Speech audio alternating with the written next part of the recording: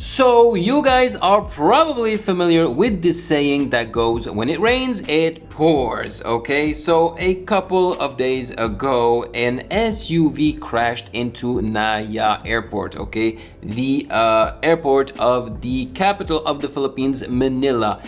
That SUV unfortunately killed a kid and an adult, okay? But I did not want to make a video about that news because it was so freaking depressing, especially after what happened at the Lapu Festival in Vancouver. But I could not pass on this brand new information, this brand new law. All right, I will tell you all about it after I welcome you to the channel. So, maligayang pagbabalik sa akin channel. Ako po si Ovela, I'm a sound engineer, beatmaker, and content creator on YouTube based here in Manila, Philippines. And with that being said, let's jump to today's news that I think is very important, which is why I am making a video about it. I think it's because it really does impact most of us.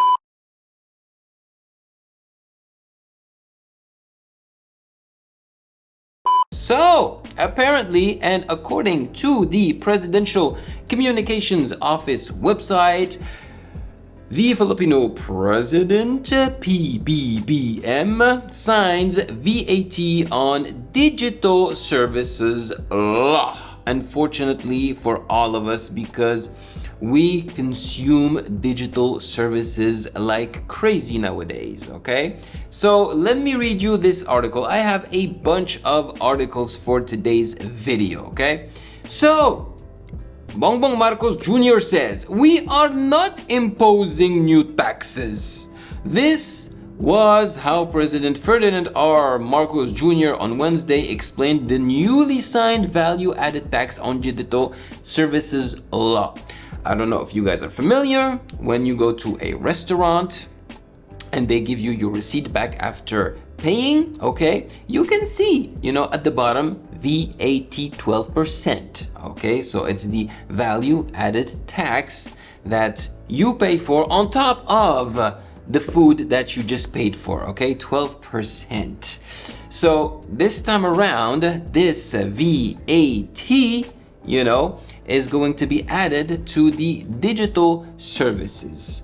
The law aims to level the playing field of the digital landscape in the Philippines. In his speech during the ceremonial signing of the law at the Malacañang Palace, President Marcos said the newly signed law bridges the gap brought about by the rapid change in the digital world.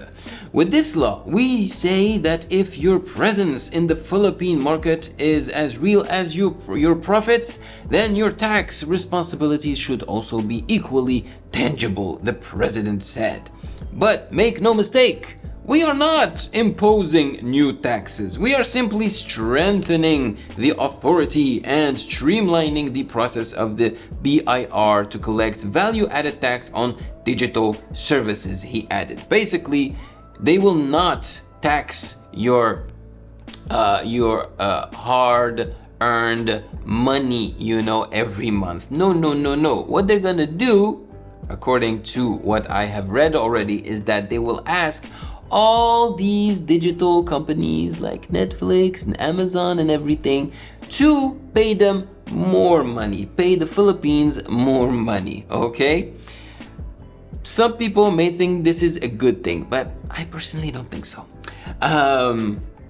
The value-added tax on digital services law strengthens and streamlines the authority of the Bureau of Internal Revenue, so BIR, to collect VAT on digital services, including digital media, digital music, digital video games, video on demand, and digital ads. It covers digital platforms such as Netflix, Spotify, Amazon, Lazada, among other digital service providers.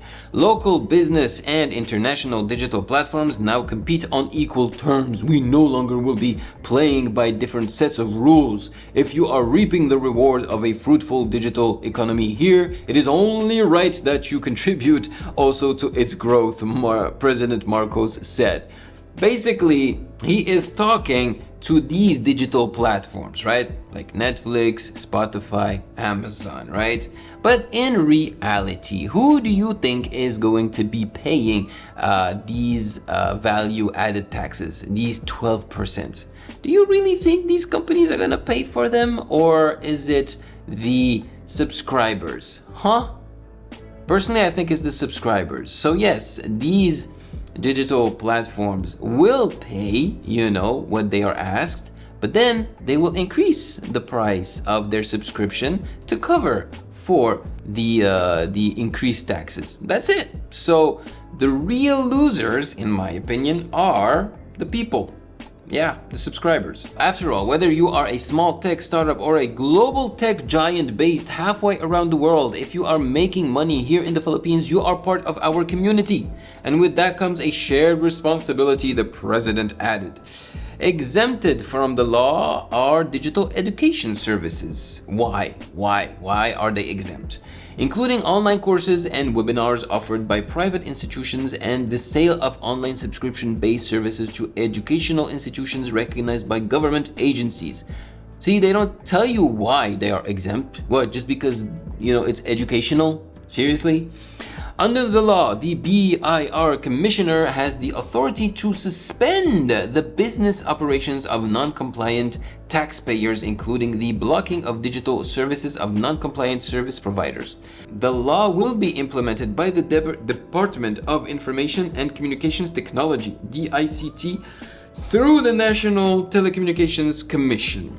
The Department of Finance, upon recommendation of the BIR and in coordination with the DICT and NTC and upon consultation with the stakeholders, is directed to issue the implementing rules and regulations (IRR) of the law no later than 90 days from its effectivity. So very soon, very soon, people who use digital services will probably be asked to pay more, because believe you me, these companies will find a way to make up for the money that is being asked of them to pay the Philippines, okay? We are the biggest losers. As a matter of fact, Patreon just contacted me today with an email. Hey, so because some of your patrons are from the Philippines, they will be asked to pay a little bit more because of this new law that has been instated in the Philippines. Patreon did not, actually Patreon even specified that nothing changes on my end, it will be the same amount that I will be making, but the people that support me on Patreon will have to pay slightly more because of this law, and it will be the same thing with all the other digital platforms, okay? So it's more money for the Filipino government. I just hope that they will use it to help the country, if you know what I'm saying. I also found another post on Facebook that seemed very interesting. Let's read it. This one is from the Facebook channel or Facebook page called Search Freelancing Marketplace. So, digital services law. What platforms will be affected? The value-added tax on digital services law affects foreign or non-resident digital service providers that provide services to Filipino consumers. The platforms impacted by this law include those offering digital goods, services, and subscriptions. Here's a breakdown of the types of platforms likely affected. Streaming services, platforms that provide access to video, music, or other multimedia content. So, Netflix. A lot of us have Netflix, so the price of the subscription is probably gonna go up here in the Philippines. Spotify. A lot of people use Spotify. YouTube Premium. I use YouTube Premium because I cannot stand watching the ads, so that's gonna go up as well. Amazon Prime Video, Disney Plus, and probably most other foreign, streaming services platforms. 2. App stores and software providers, digital marketplaces and software companies offering applications, games, or productivity tools. So, Apple, the App Store, there you go. Google Play Store, of course. Microsoft Office and all that. Adobe Creative Cloud. Autodesk. I'm not sure what Autodesk is, but yes, I do use the Google Play Store. Honestly, not really to buy any apps, but just to download free apps already. So this does not affect me much. From all the selection that I have read so far, Netflix and YouTube Premium are the ones that I use. 3. Freelancing and gig platforms. Platforms used by freelancers and remote workers to find gigs or receive payments. Upwork, Fiverr, and TopTal. Number 4. Cloud and hosting services. Services providing storage, website hosting, or other cloud-based tools. Amazon Web Services, Google Cloud, Dropbox. Yes, I do use Dropbox. OneDrive and GoDaddy. I used to use GoDaddy, not anymore. So yeah, man, we're gonna be paying a lot more now. 5. E-commerce and online marketplaces. Foreign e-commerce platforms offering goods or services to Filipino consumers. Shopify, Etsy. 6. Online learning platforms. Platforms offering digital courses or training. I'm not sure how to pronounce this one. Udemy? I don't know. Coursera, Skillshare. Yes, I even promoted Skillshare at some point on this channel. LinkedIn Learning. And 7. Gaming platforms. Online marketplaces and services for games, in-game purchases and subscriptions. Steam, Epic Game Store, PlayStation Store, Xbox, Game Pass. So I only use PlayStation Store, but not here in the Philippines. It's still connected to my Canadian account, so it does not affect me. But it really sucks for Filipinos.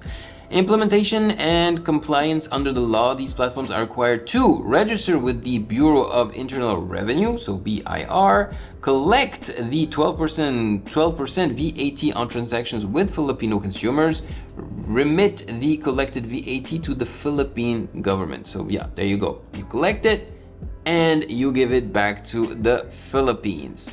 For Filipino users of these platforms, the additional VAT may be reflected in their subscription fees, purchase costs, or other charges. Will be reflected. It's not may, will be.